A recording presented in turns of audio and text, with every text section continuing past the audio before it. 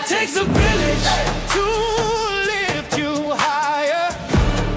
We teach the way, feed the fire. It takes a village. Welcome to another episode of the Village Podcast where people help people. Today I have the privilege, the honor of welcoming my friend. I don't talk to her like this, but you all will know her as Dr. Portia Granger, licensed clinical social work supervisor. Would you all welcome Portia Granger to the show? Hi, glad to be here. Thank you for inviting me. How you doing? I'm doing well. I can't complain, and even if I could, it wouldn't change anything. So Yeah. And so I like to start always by asking, because sometimes I think when we see people function at a high level, we see people work in their capacity, I think that's what we always think, that that's all there is to that person, right? So you do a lot in the mental health space. And so I always try to start this by asking, like, how are you, not what you do, how are you doing? I'm doing well. That doesn't mean I don't have challenges. It doesn't mean I don't go through things. It doesn't mean I don't feel like doing anything. There are several days where I just want to lay in the bed because I'm tired, because I do a lot of things. And not just for me, I do a lot of things with my kids. You know, they're getting older. My husband is doing what he does. He's a nurse practitioner, so he has long hours at the clinics.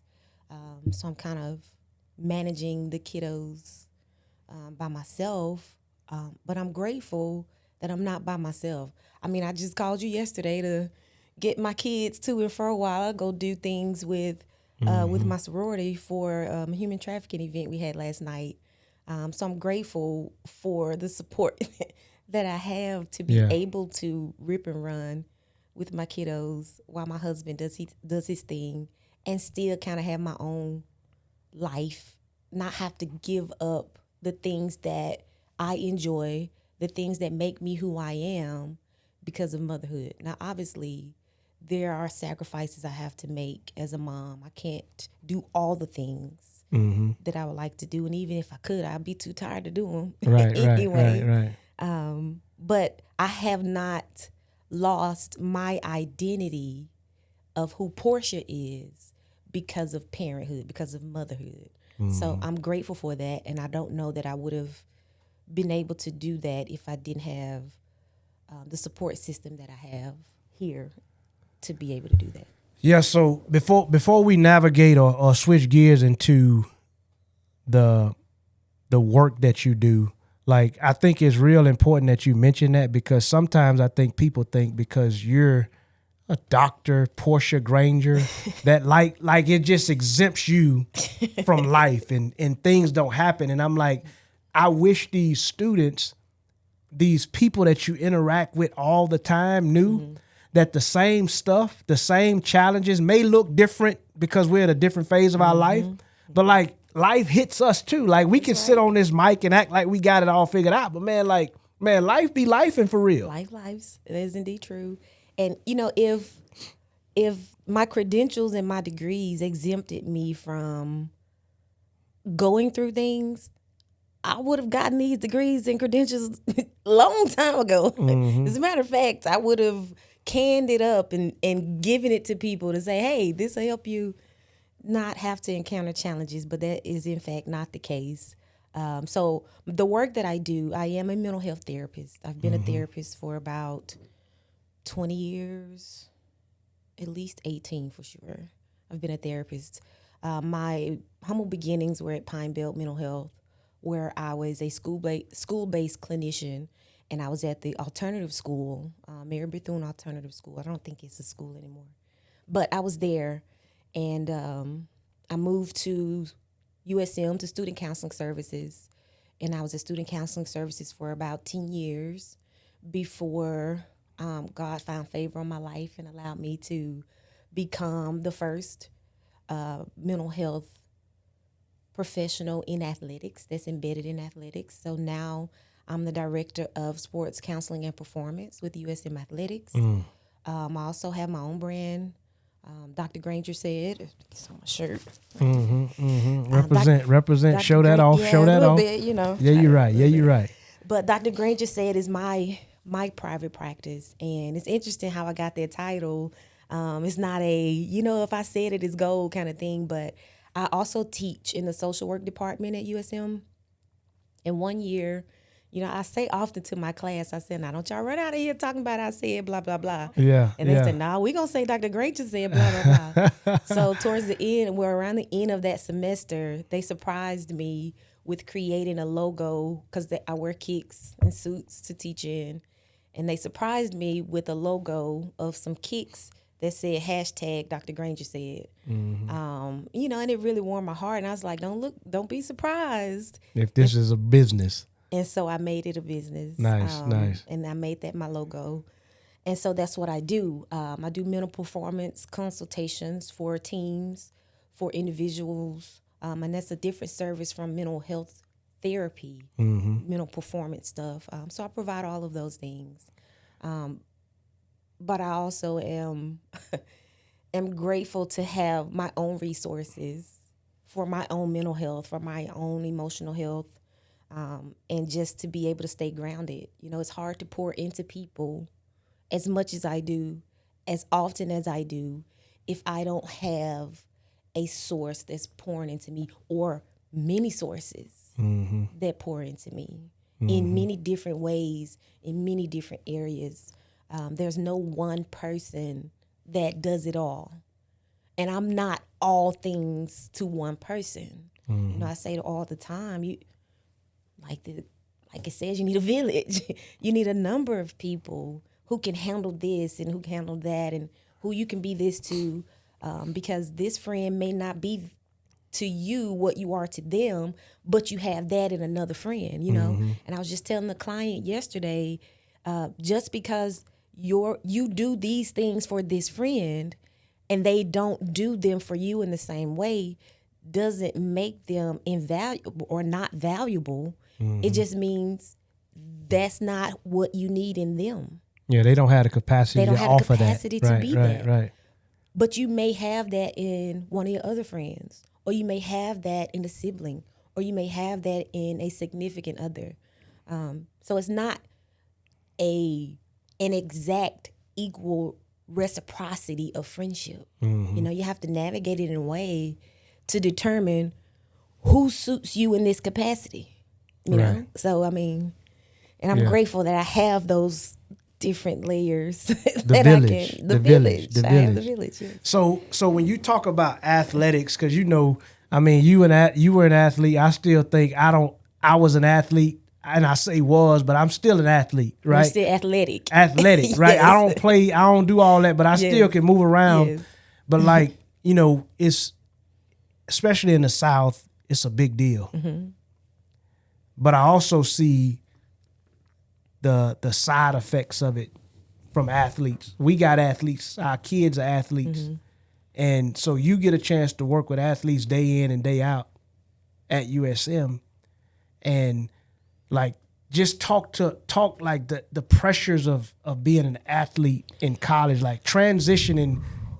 This kid is 18 and he's never lived on his own, or she's never been on her own, and now she has to go to college, and all people recognize him or her for is their athletic ability, but there's more going on with this person than what the surface can see. Yeah, so I'm glad you asked that. So I'm starting this series somewhere, actually with athletics, called More Than a Number. And More Than a Number is a concept that helps people understand that athletes are more than just the number they wear on their jerseys, on their backs, on their size. I ran track, so we didn't have numbers, but when you lined up, they gave you that sticker to put on the side of your thigh. So whatever the case may be, it's more than just that number, right? Like, a lot of times athletes find their identity in the number that they wear or the sport that they play. And the community at large finds their identity in what they can do for them sport-wise. So it's been my mission to educate people on the fact that there's more to athletes than just their athletic abilities in the athletic productivity or the lack thereof. So when students transition from high school to college, that in and of itself, let's just take athletics off the board. Transitioning from an adolescent to an emerging adult comes with its own set of challenges. We're not even talking about college yet. We're just talking about the developmental stages between adolescence and young adulthood. That has its own challenges. Then you compound that with going to college, meaning you're going to live in an environment that's different from where you've been the last 16, 17, 18 years of your life. That has its own challenges. So now we got two sets of challenges, and we hadn't even made it to athletics yet. Right. So now you compound those two things with all the stressors that come with being an athlete. 3 sets of challenges that student athletes have to maintain, balance, navigate, and be productive in all of those areas. And some of those challenges, a lot of those challenges include balancing life, balancing relationships, finances. People think because they're athletes that they have all the money in the world. Child. No, it doesn't work like that. Like, you have athletes that's trying to figure out how they're going to get their next meal, or how they're going to get gas money, or working a job that they don't really supposed to be working, but at the end of the day. And then a lot of athletes feel obligated to send their refund checks home to take care of their family members and loved ones. They may even have kids or a child at the house that they have to take care of.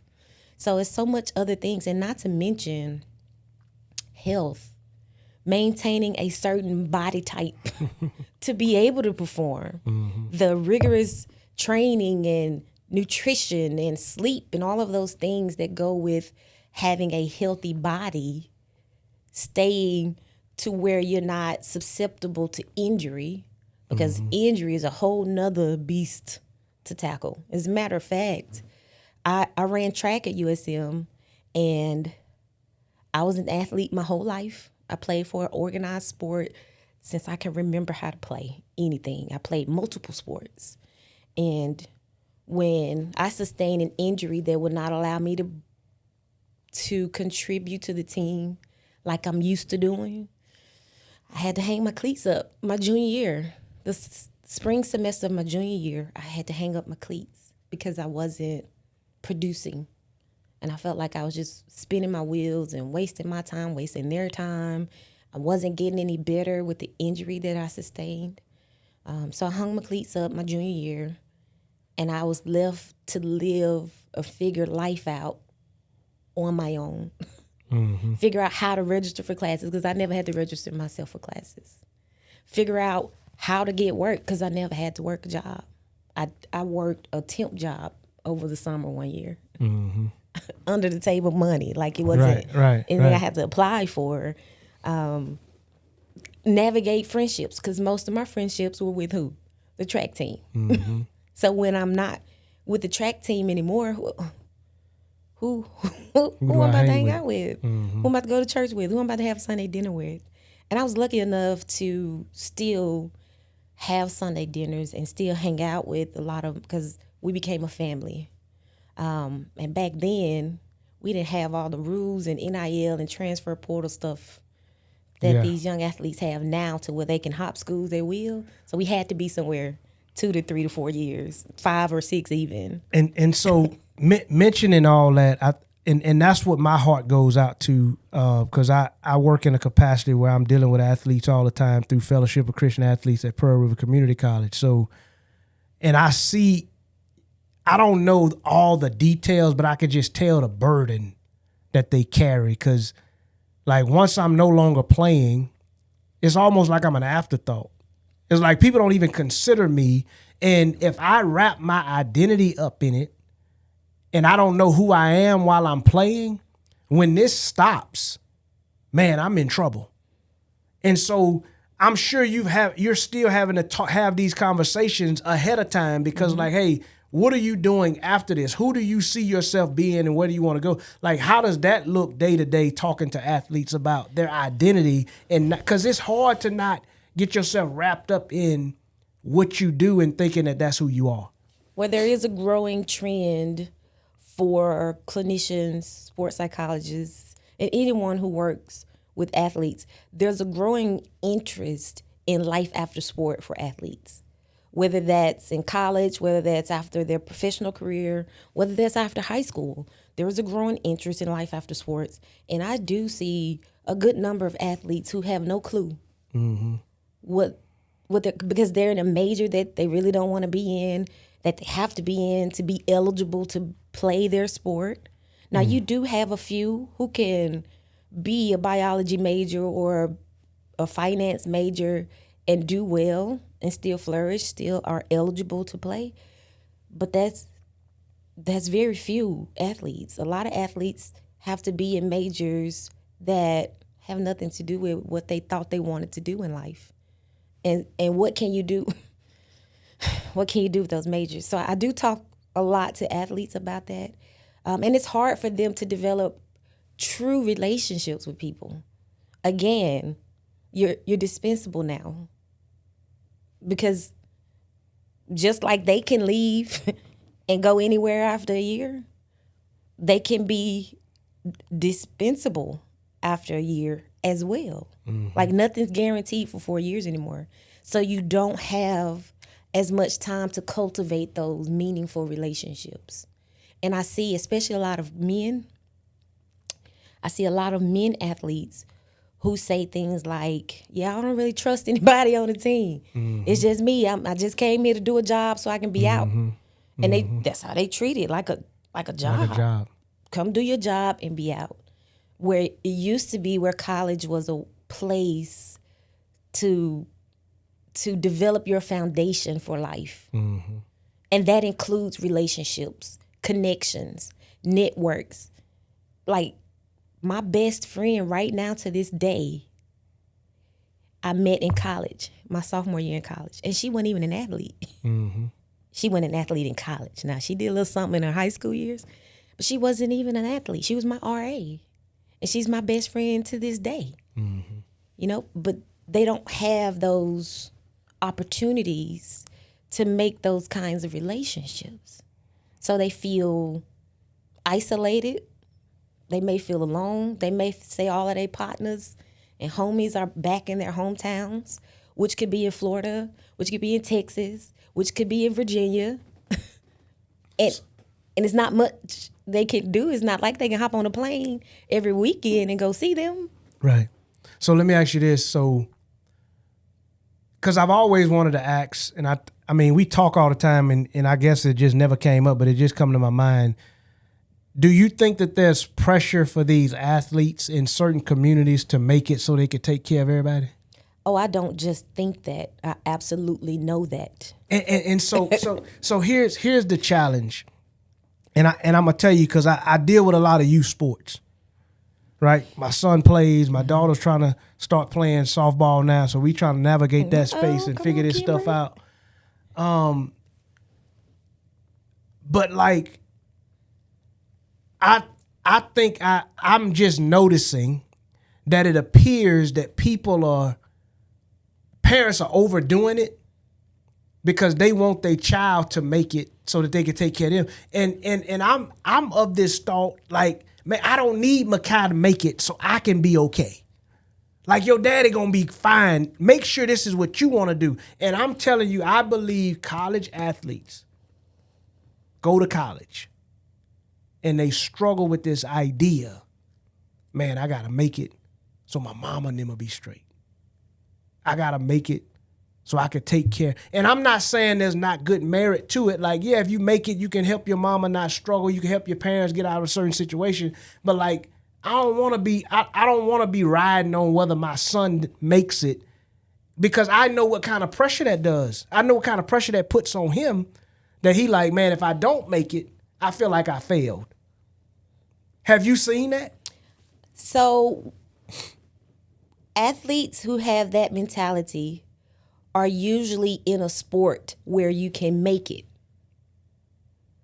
NBA, NFL, MLB. Those are usually sports where people say you've made it, right? Because those are the highest paying sports. Even in college, the NIL money that pours into these athletes are usually in those 3 major sports. Now, there are obviously NIL money in other sports as well. But when we say make it, we're usually talking about those 3 major sports, right? And so I don't get that from all of the athletes or even a lot. And anytime I hear that, I got to make it to get my parents, my mom out the hood, because I need to make it because my brother don't have, or my sister, or my big mama. That's usually in a major sport. And I'm going to go ahead and drive it on home and keep it real. It's probably going to be somebody in football, usually. 9 times out of 10, it's a football athlete that feels like they got to make it so they can get their family out, or so they can do this, or say they can do that. And the pressure to make it is so consuming for them that it's hard to think about anything else because of that fear of failure. Because if I don't make it, then nobody in my house will. I'm the only one. Are you the only one that can do something productive for your family? Really? Or is that the mindset you have because of the mentality that's been cultivated in your environment? So I do a lot of work with athletes, and when I tell you a lot, to change the mindset. And it's hard to do that when you're competing with their home life. It's hard to do that when you're competing with their family values. It's hard to do that when you're competing with the morals that come from, and they'll say this all the time, I'm a product of my environment. Yes, okay, that may be true, but do you have to continue to be? Do you have to continue to walk in that kind of mindset that you're a product of this environment? Or can you create your own path? Can you create your own environment? Can you modify what the results of this product would yield? Can you modify that? The answer is yes. But the biggest question is, do you want to? Right. And that's where we end up. Yeah. Do you want to? And so that just adds another layer to the mental health piece for them, right? And so, I know you can't really go in detail about the struggles, or but like, what are you seeing in this space from a mental health perspective? Like, this athlete, he's on the field one day, or she's on the court field one day, and they're just struggling. Like, they just don't feel like they're at their best, and they're struggling all over the place mentally. Like, what does that look like for an athlete? Well, it's kind of like, I was raised a preacher's kid, and my classmate in the 4th grade can say something off the wall and get in trouble for it, and like, oh, that's just such and such. Portia, the preacher's kid, can do the same thing. And that's all. That's their preacher's kid of, they the worst ones. Because as a preacher's kid, our lives were constantly under a microscope to the community, right? So anything that we did was exacerbated 10 times more than a regular degular. Wow. Okay? Yeah. Athletes are the same way.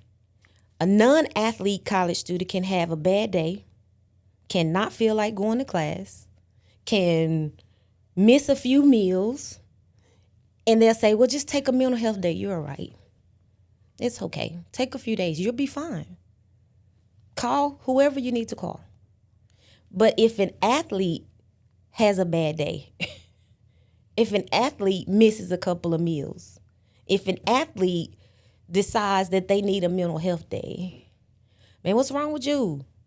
Tough it up. Take it out on the field. Because that's what we were taught all of our lives. Take it out on the court. Take it out on the field. Suck it up. Don't be in your feelings. Feelings not going to get you anywhere. Yeah. Right? So they're having to be more than the human being that they are.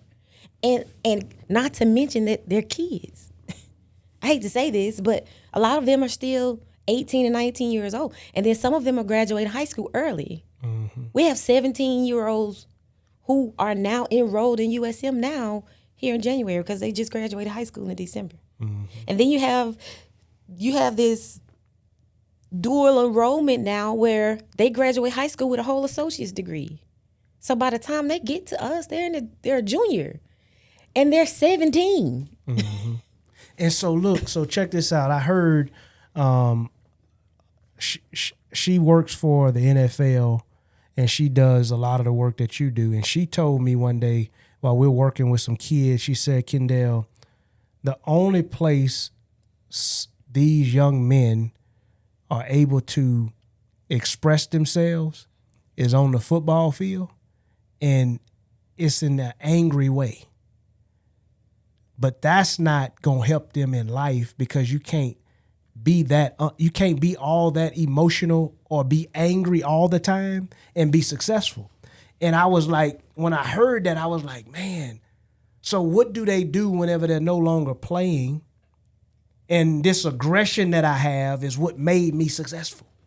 So I had to speak to a team because there were quite a bit of aggressive outbursts that took place outside of its appropriate setting. So I had to talk to them about the differences between being aggressive, assertive, and being angry. Now, as an athlete, and I even coached my daughter's softball team, I tell the athletes, play mad. I want you to play mad. I want you to play aggressive. I don't want you to be mad. Well, Coach Doc, what's the difference? I'm glad you asked. Thank you. There is a difference. Playing mad is playing with the same intensity, ferocity, and aggression of anger without being consumed by it. Being mad, you're actually consumed by that emotion, and that emotion is what's carrying your performance, which means you have no control over it, which means by the time that play is done, you're still angry. By the time that down is over, you're still angry. You're still reacting to this angry feeling that you have. That's the difference between being mad and playing mad. Controlled aggression. Controlled aggression. And I get a lot of athletes, particularly men, and particularly men who are in aggressive sports, such as football, who say, we've been taught all of our lives to be aggressive, even when we didn't want to be aggressive. But nobody taught us how to not be when we don't have to be. So we don't know how to turn it off. Wow. I said, well, thank you for being honest. This is where I come in. Yeah. And I'm sorry it's taking you so long to get to this point. I'm sorry nobody told you that when you were 12.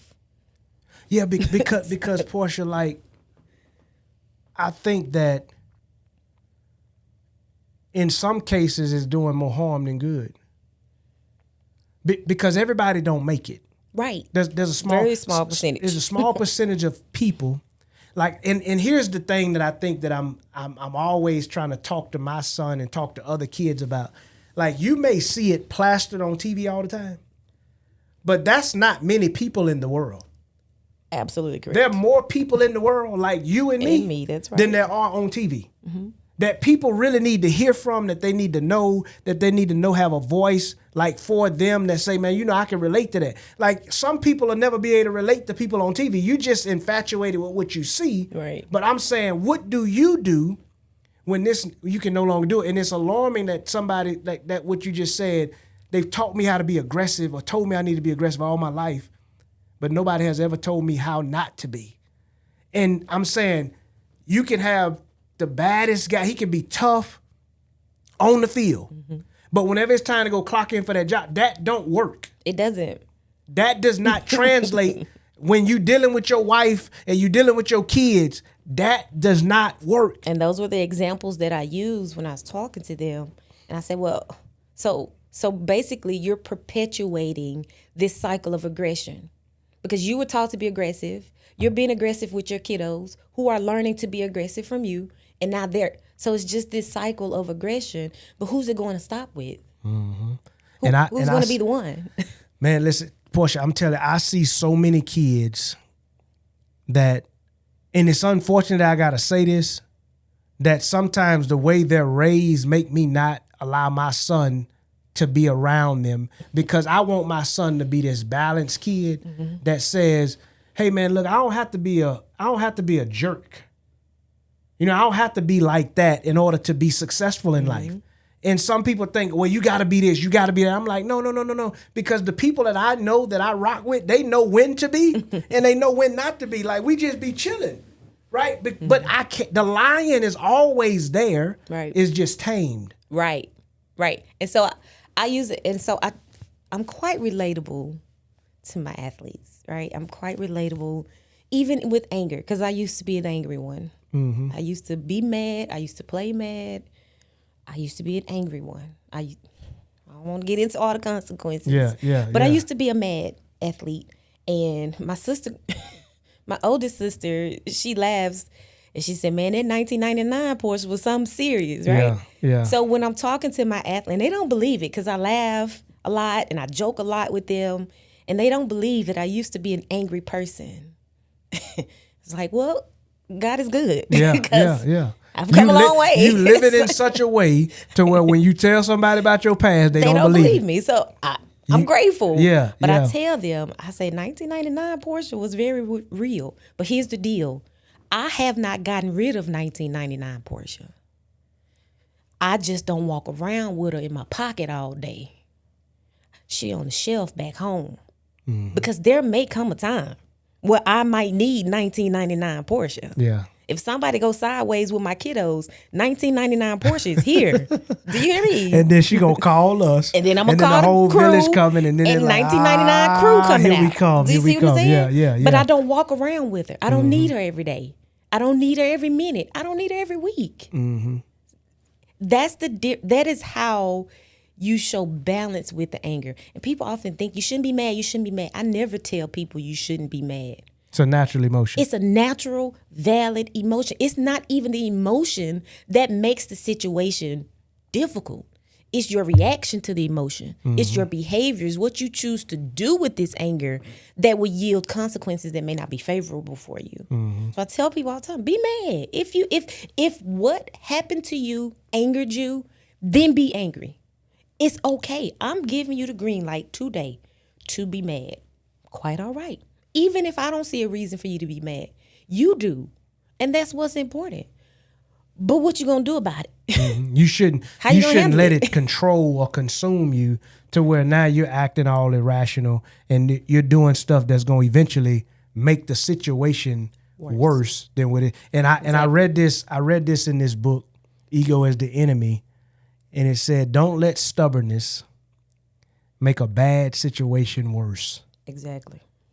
Like, and that's usually how anger perpetuates through stubbornness. You don't want to change. You don't want to let it go. And it makes what really was like, all right, it's bad, but now you done made it. Dang, you locked up because Right. you ain't know how to act. Right. And so that's the part that I wish athletes knew. We talk about identity. We talk about dealing with the pressures or the stresses that come with transitioning from high school to college.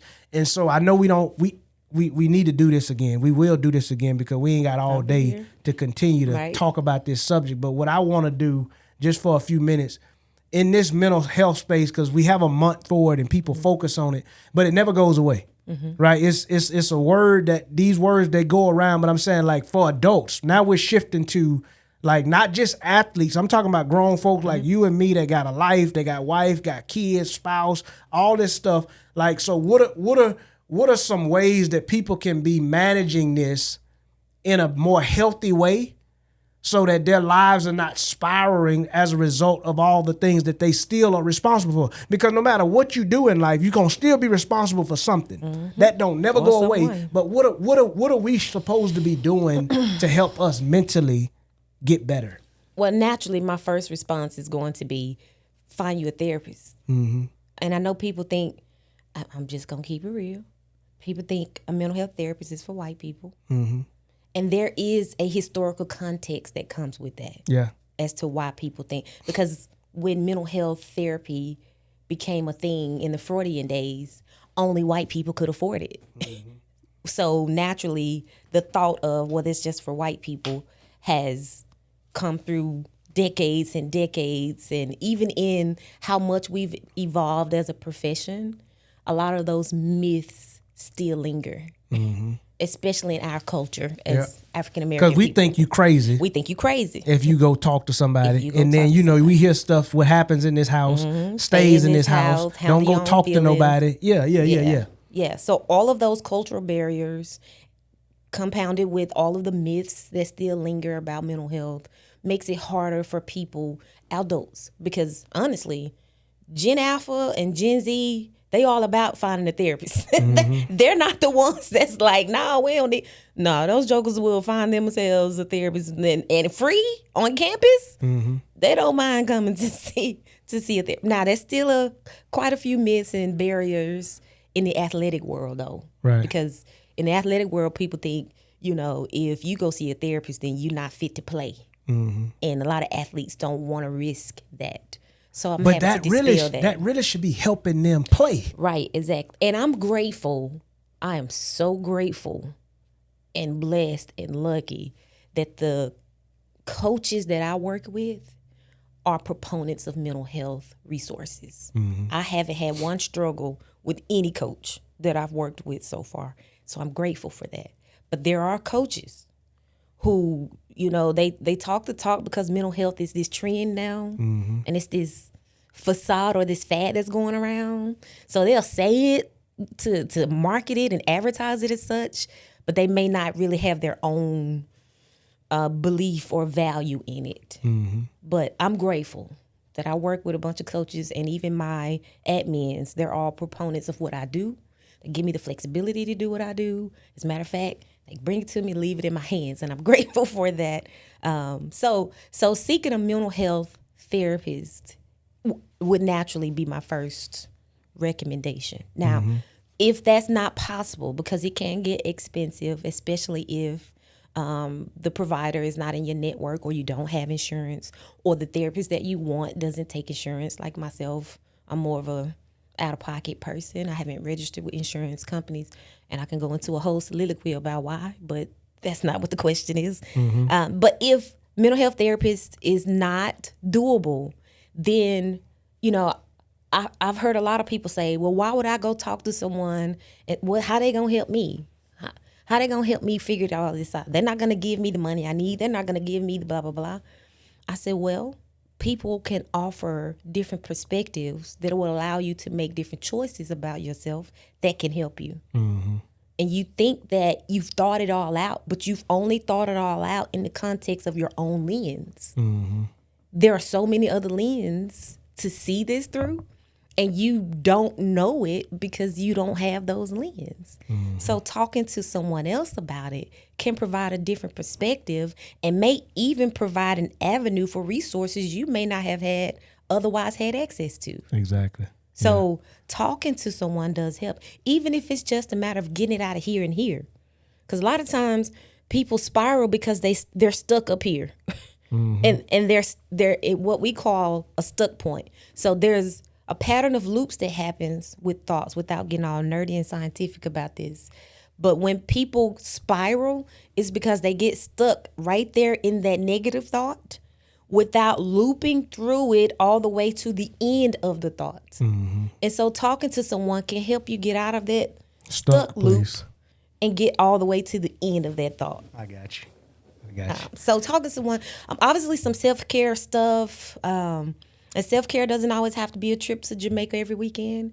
It could really be just taking time away from people and just being by yourself. Or if you're by yourself too much, take time to be with somebody. Work, exercise, movement, physical movement. Yeah. It releases dopamine and adrenaline and all the wonderful hormones, and it counters the cortisol, which is the stress hormone that builds up when you're anxious, depressed, stressed out, all of those things. So it counters those negative hormones physical activity does. There are a number of some self-help books if you're into that, some workbooks if you're into that, podcasts, webinars, things like that. There are a number of things. Some support groups. Get into some clubs, a book club, a crocheting club. I don't know. I mean, get into some clubs or some kind of interaction. So basically, with all the information that we have available, there's no excuse for us not to be taking care of ourselves mentally?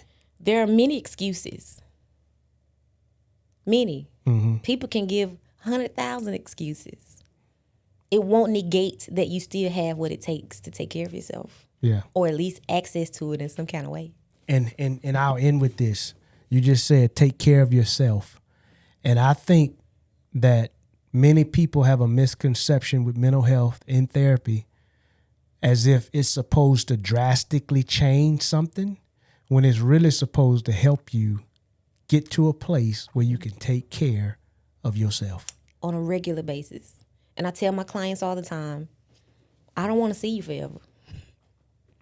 I want you to get to a point to where you can ask yourself the questions that I would have asked you.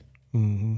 Where you don't need me to ask those questions. Where you don't need me to provide that way of thinking for you. You've already developed that mentality enough to say, well, what would Dr. Granger do?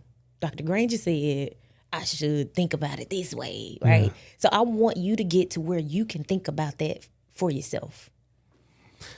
So look, before we wrap it up, is there anything, how can people get in touch with Dr. Portia Granger? Well, you can email me at drgrangersaid@gmail.com. That's drgrangersaid@gmail.com. You can reach me at 601-336-2293. I do have Facebook account, TikTok, Instagram accounts. They're all Dr. Granger Said, except Facebook. That's my name, Portia Collins Granger.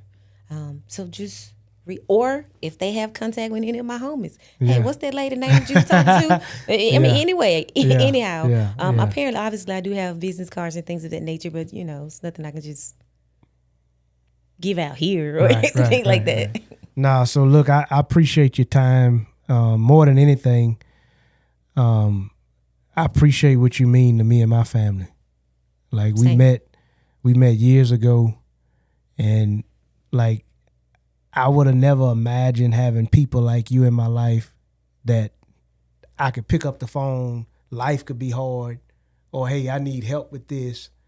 And I mean, that's what makes this village mean something, because I literally have that in my everyday life. The crew, we cut up a lot. We clown a lot. We cut up now. I appreciate you. And I'm proud of the woman that you are, right? And the stuff that you're doing just in the world, making an impact. People say it, but I don't know if you'll ever really see the impact on how you really helping people's lives. But I know that as a result of you doing what you do day in and day out, it's working. So I appreciate it. Appreciate you. Thank you for having me. Oh, yeah, ain't no doubt. Hey, so look, that wraps up another episode of the Village Podcast where people help people. Don't forget to like, subscribe, and tell somebody else about the show. It takes a village to